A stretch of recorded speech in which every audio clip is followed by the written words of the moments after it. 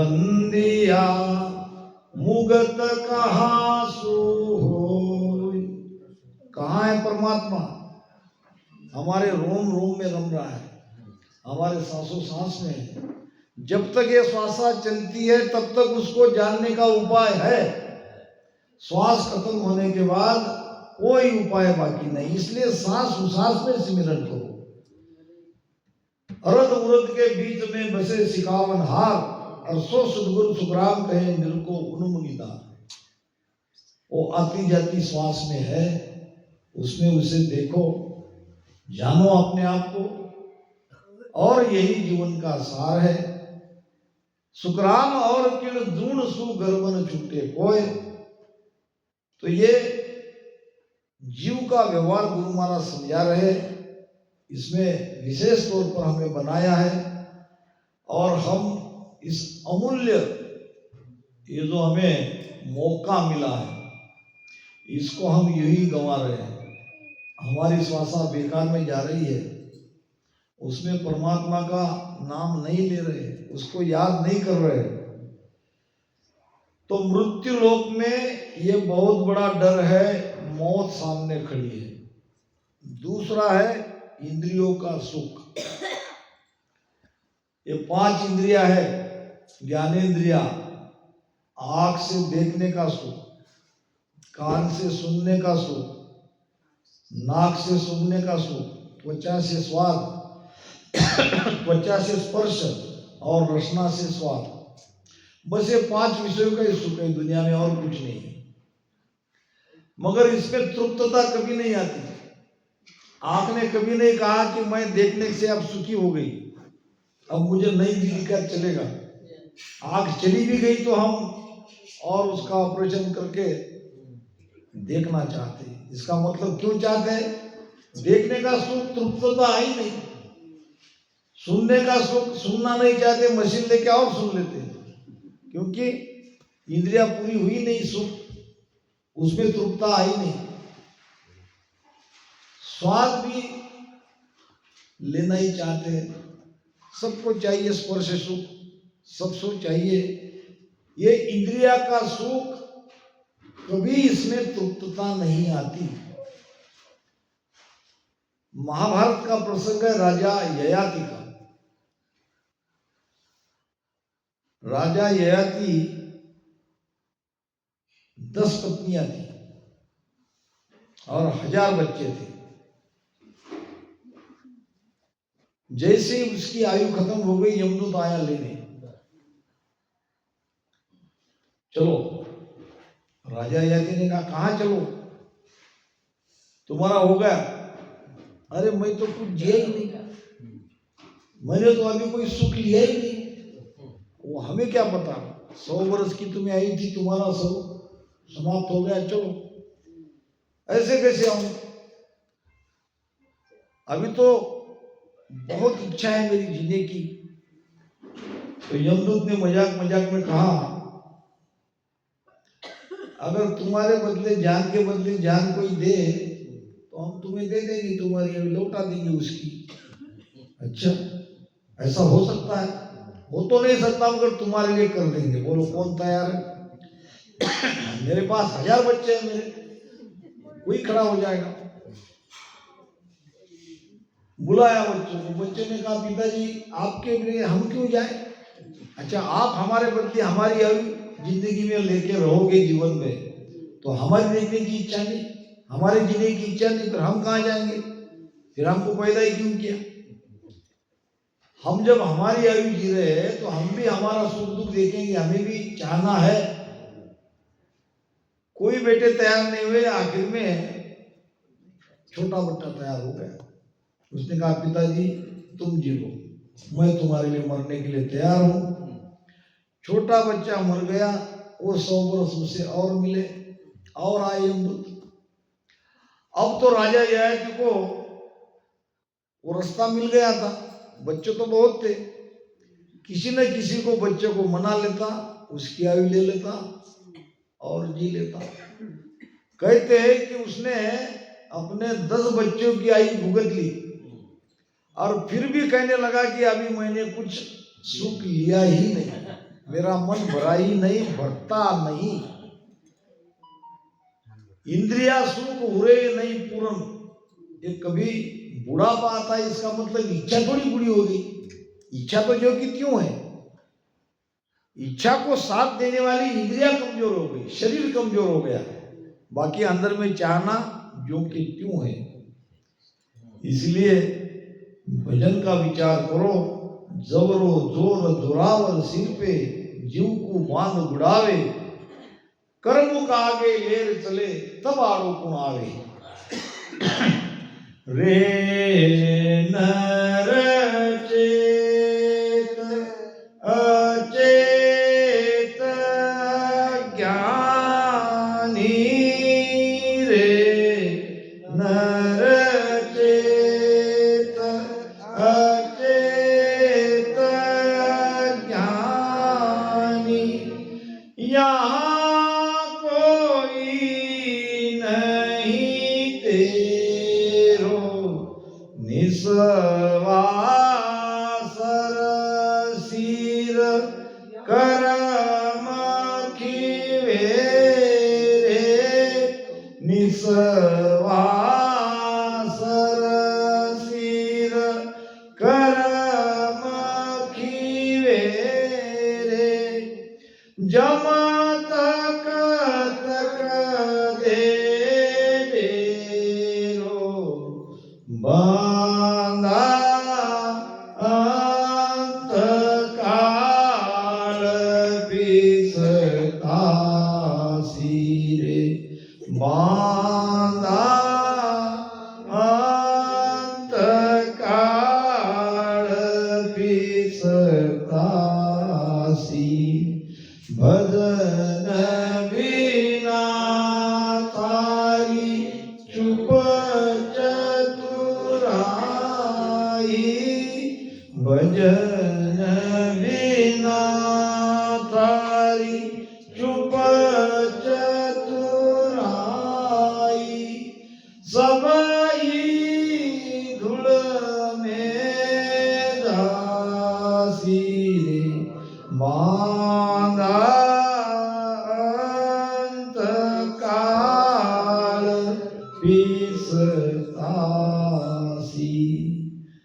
पछताने के पहले वो अवश्य काम करके जाओ जिसमें 4 युग तक 43,20,000 वर्ष तक आपको पछतावा करना ना पड़े। ये राम भजन कलयुग के अंदर दूसरी भक्ति नहीं चलती। कलयुग केवल नाम आधारा, सिमर सिमर धन उतर ही पारा। तुलसीदास महाराज भी कहते हैं, सदगुरु सुखराम जी महाराज भी कहते हैं कि कलयुग को धर्म राम नाम है, दूजा धर्म नहीं चाले, और कै सुखराम जके कर्म हीना, राम सिमरता पाले। कर्महीन के क्रोध विघ्न है, साध संगत सुन लाजे। ये तो बड़ी अच्छी बात है। मैं तो बड़ा आश्चर्य मुझे हुआ कि इतने सारे लोग सत्संग के लिए भाई जी ने बुलाया। मन में ये लगा था कि 10-5 लोग मुश्किल से आएंगे, मगर यहाँ देखता हूँ बहुत ही खुशी हुई, क्योंकि आपके भाग्य में था। नहीं तो कर्महीन के करोड़ विघ्न है। दर्शन आड़ा सहस्त्र पाप, परसन आड़ा लाख, सिमरन आड़ा करोड़ पाप है, जन दरिया के साथ। यहां तक आने में ही हजारों कर्म में कोई न कोई कर्म आड़ा आता है, जा नहीं पाते। तो मैं तो कहता हूं आप बहुत सौभाग्यवान हो, भाग्यवान हो, सौभाग्यशाली हो। दिन सोई दिन है, दिन सोई दिन है, जा सत्संगत पाई रे। सत्संग का लाभ जिसे मिलता है वो धन्य है इस संसार में। तो महाराज कहते हैं, रे नर चेत, हे मनुष्य तू जाग, चेत, होशियार हो जा। जिसको तू मेरा मेरा कह रहा है, यहां कोई नहीं तेरा। क्योंकि अगर हमारे रहते तो हम इनको छोड़ के क्यों जाते, या ये हमको छोड़ के क्यों जाते। ना कोई तेरो ना तो कहूँ को, ना कोई तेरो, ना तो कहूँ को, झूठे चित नहीं दीजे वे, झूठे चित नहीं दीजे वे, कैसु राम समझ मन मेरा, कैसु राम समझ मन मेरा, हर भज विलंबन कीजे वे, हर भज विलंबन कीजे वे। देखो भाई, मानो मत मानो, वास्तविकता तो यही है। यहाँ कोई किसी का नहीं है।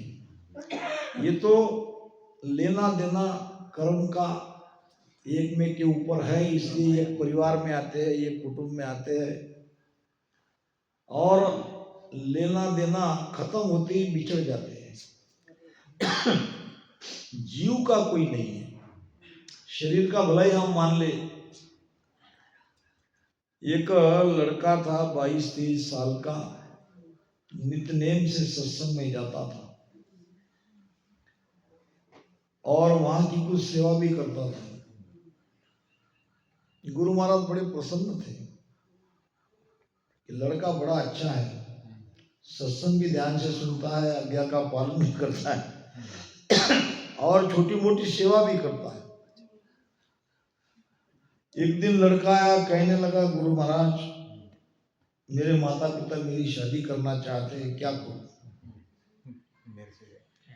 गुरुदेव ने कहा, बेटा शादी तो करनी ही पड़ेगी। अगर माता पिता चाहते हैं तो उनका ऋण तुम पर है, वो तो चुकाना ही पड़ेगा। हाँ, दरअसल शादी करके जो भक्ति का मार्ग है जरा भीड़ भाड़ा वाला है, ट्रैफिक वाला है, और ये जो दूसरा मार्ग है ये बाईपास वाला है। बाईपास से गाड़ी बड़े आराम से निकल जाती है। शादी के झंझट में नहीं पड़ोगे तो बड़े आराम से भक्ति भजन करके चले जाओगे। मगर वो भी एक रास्ता है, भीड़ वाला, ट्रैफिक वाला। हर चौराहे पे रुको, इधर से गाड़ी उधर से गाड़ी, हॉर्न बजाते बजाते जैसे तैसे रास्ता पार करो। वो भी रास्ता है, कठिनाइयां है, मगर उससे भी पार हो सकते हैं। तो कोई बात नहीं, कर लो शादी। शादी हो गई। अब सत्संग में तो आने लगा। धीरे धीरे गुरु महाराज ने नोट किया कि पहले की तरह हर रोज नहीं आता है, कभी कभार आता है। कभी 8 दिन में, कभी 15 दिन में, कभी 20 दिन में। एक दिन बुलाया, बेटा सत्संग में आजकल तुम नहीं आते हो, क्या करूं गुरुदेव? परिवार में बहुत सारी जिम्मेदारियां हैं, बड़ी सुंदर पत्नी मिली है, अच्छे स्वभाव की है, प्रेम करती है। फिर धीरे धीरे 4-6 महीने तक आया ही नहीं। एक बार आया, अरे बेटा ऐसे से कैसे होगा?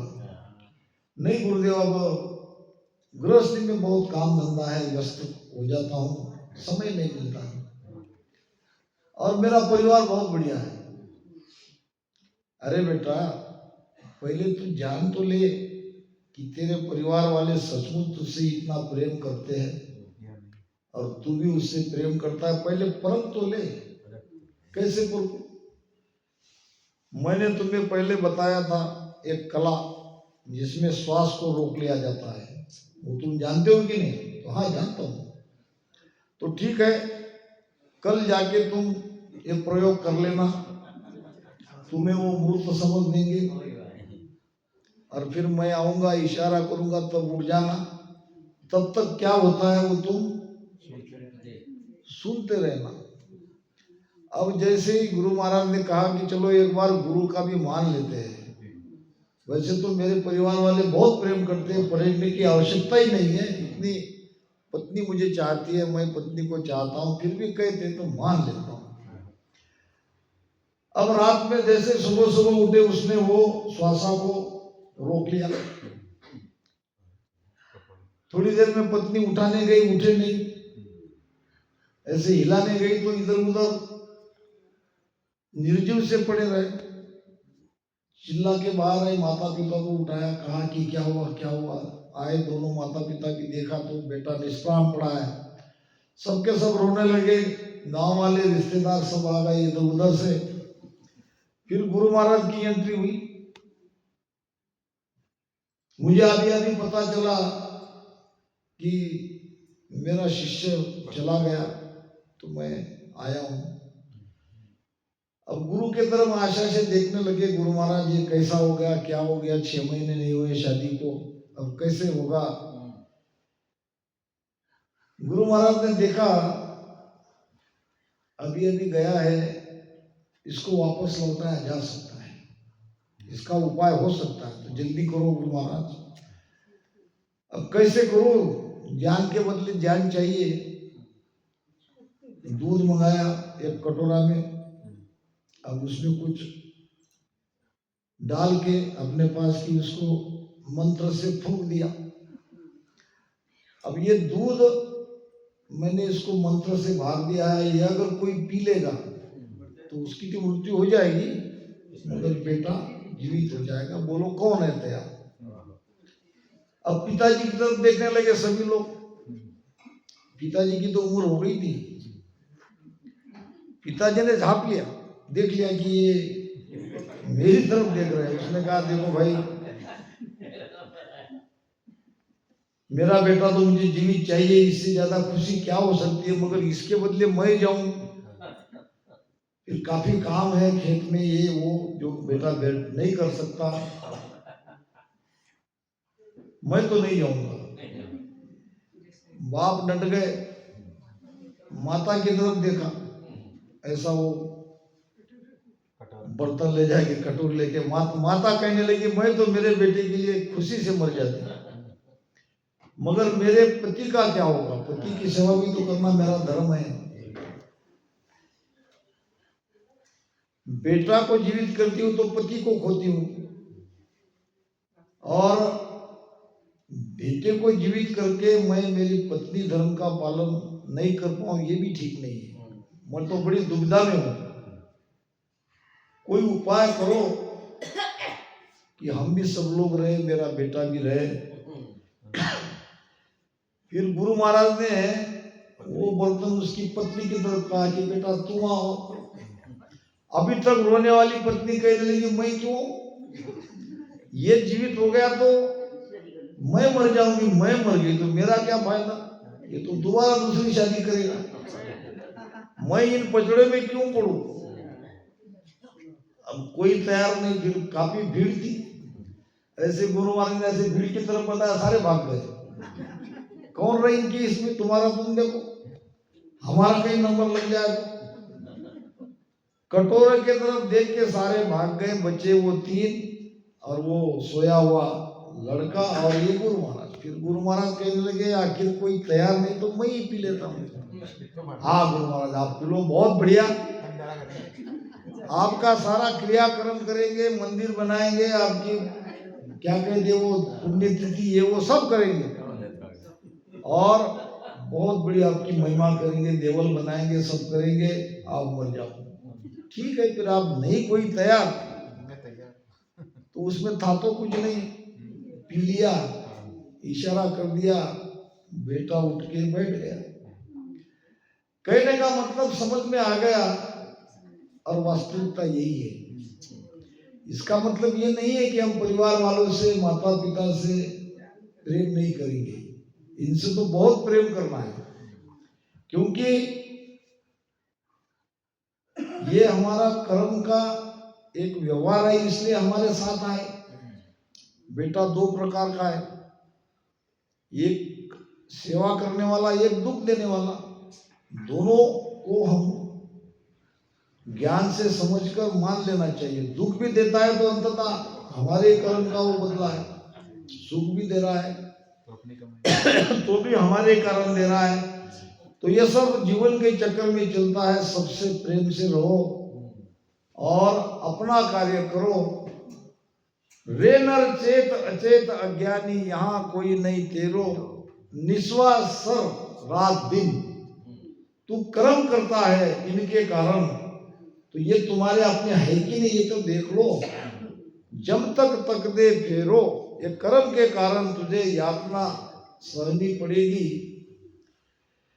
के सुख राम मान नर मेरी, के सुख राम मान नर मेरी, ने अंचर गमली जे हो फाड़ पीट चढ़े गढ़ ऊपर, फाड़ पीट चढ़े गढ़ ऊपर,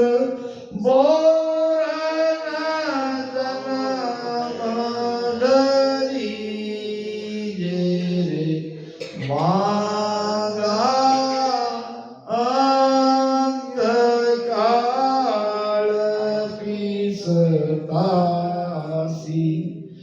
मांगा अंत काल पिसतासी,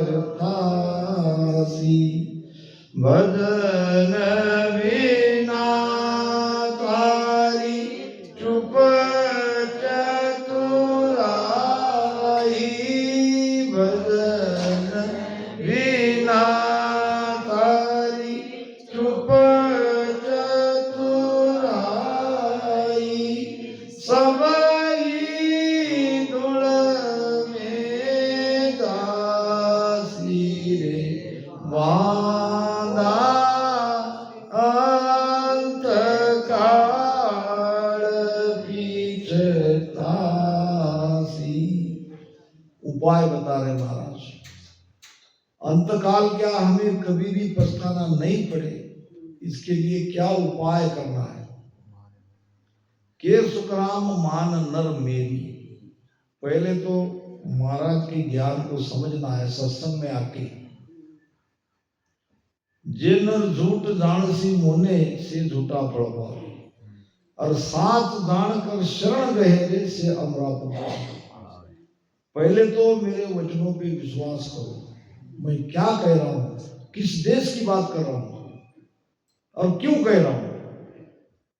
के सुखराम मान नर मेरी, ने अंचर गम लीजे। ने अंचर सत्संग शब्द निज नाम कुछ भी कह लो, एक वो सत्ता हमारे घट में प्रकटती है। सांसों सांस में प्रेम से जो कोई राम रटन करेगा, भजन करेगा, जैसे वो निजमन देता है उसी पल गुरु महाराज की सत्ता घट में प्रकटती है, जिसको हम न्यायचर कहते हैं, सत्सबद कहते हैं, कुदरत कला कहते हैं, शब्द कहते हैं, कुछ भी कह लो, निज नाम कह लो, वो आती है, वो प्रकटती है और उसके लक्षण प्रकट अनुभव में आते हैं।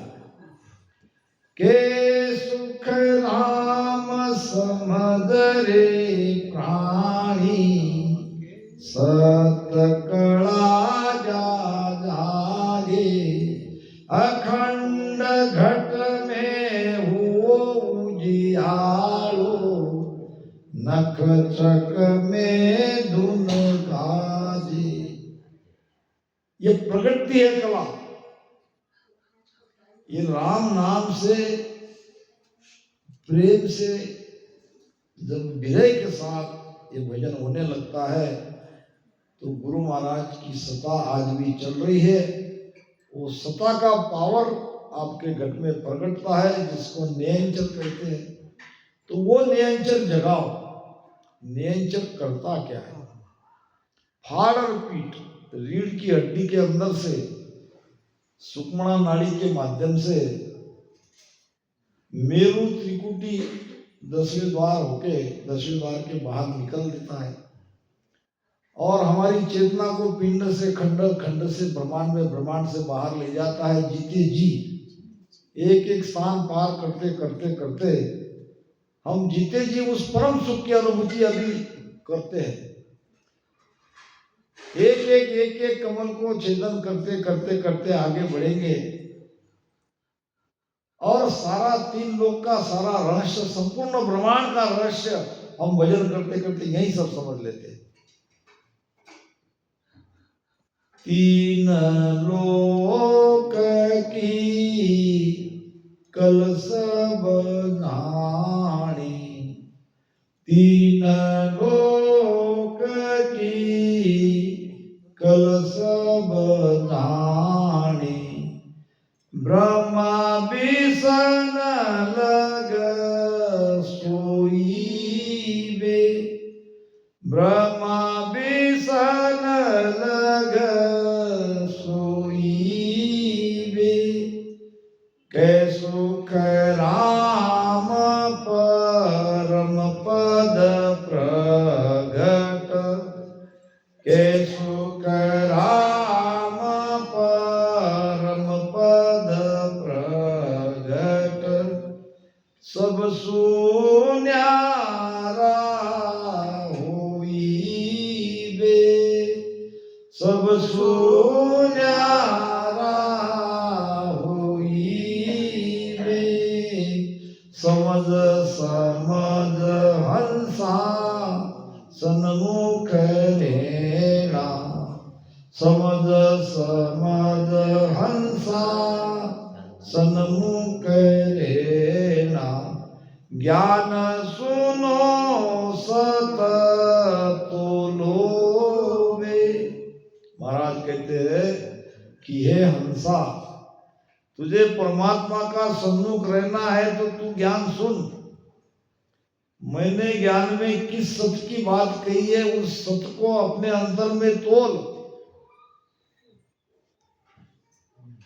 तेरे अंदर सारी कला वो आ जाएगी, तू सारा व्यवहार समझ लेगा। ये 3 लोक का कौन है, इसका रचयिता, किसने दुनिया बनाई, क्यों बनाई, हम इसमें कैसे आए, इस दुनिया से बाहर कैसे निकले, ये सब कुछ उस निरंजन प्रकटने से समझ में आता है।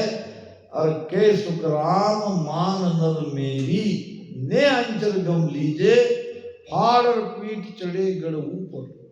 ब्रह्मांड में जाते हैं सुषुम्ना नाड़ी, 72,000 नाड़ी में एक में वो नाड़ी है जो 10वें द्वार तक जाती है।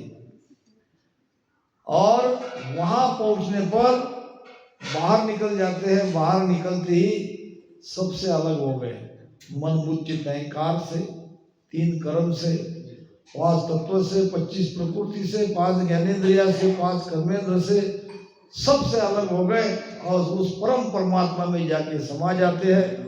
जहां जाने पर वापस नहीं आना पड़ता, वहां आनंद ही आनंद है। तो महाराज कहते हैं, पड़सी मार घड़ी गुलदा की कोई छुड़ावे नाई, नरक कुंड दोजक दुख भारी परलो कयो न जावे। नरक का कुंड, नरक की यातना बड़ी दुखदाई है, ये कहने में नहीं आती। गर्भवास में ऊंदो टेरे जीना दुख बो पावे, बार बार गर्भ में आता है, ऊपर पैर नीचे सर, और सिकुड़ते हुए। जानते हो जठराग्नि की ताप कितनी करारी है, बता देता हूँ, शास्त्रों में लिखा है। ये जो आग हम लगाते हैं, ये जल रही आग चूल्हे की, इससे 80 गुना ज्यादा बड़वाग्नि है। बड़वाग्नि समुद्र को सोखती है, इससे 80 गुना ज्यादा बड़वाग्नि में पावर रहता है, इतनी उसमें वो दहा रहती है।